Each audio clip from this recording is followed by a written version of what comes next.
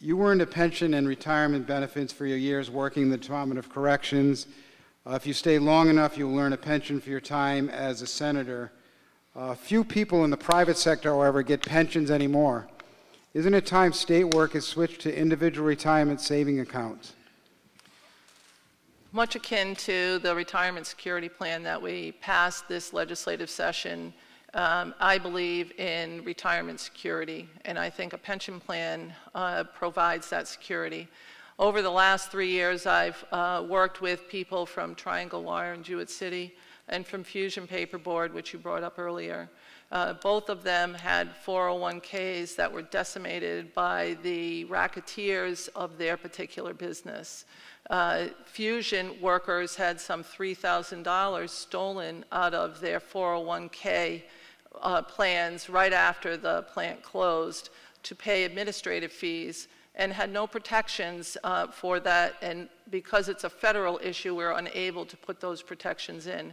Triangle Wire workers, after receiving pensions for some 20 years in cases, were told that they had been overpaid for 20 years, and even though the plan was a healthy plan, they were cut down to just dollars over what they were receiving. Right, I don't think that they're safe, and I don't think they provide the security necessary for people. Thank you. Okay, that's a clear position on whether we should move state workers into 401k-like plans. I'd like to hear your position on that, Ms. Crouch. We have a bubble in the state pension. For years and years and years, I think even going back to the 20s, we have not adequately funded the state pension or the teacher's retirement. That is a fact. And that bubble eventually is going to burst, like the housing bubble, the dot-com bubble, the tech bubble. And we need to work together to fix it. It is going to be easier to restructure pensions, whether that's more money in, whether that's a mandate now than when someone is retired at 65 and they get that notice that, okay, your pension system is upside down, so we have to do that. In Connecticut, part of the issue is, and I think the first thing that should happen is no state union contract should go without having to be voted on, yay or nay, by the General Assembly. This idea of no action and it passes into law is something we can't afford. But it is something, regardless of whether you think it's safe or not, we need to start working now. My husband's a state employee. I am not 100% sure of the health of his pension. So just because we have a defined benefit pension system, it is underfunded, grossly underfunded. That does not mean that that pension will exist as promised, especially if the system goes bankrupt.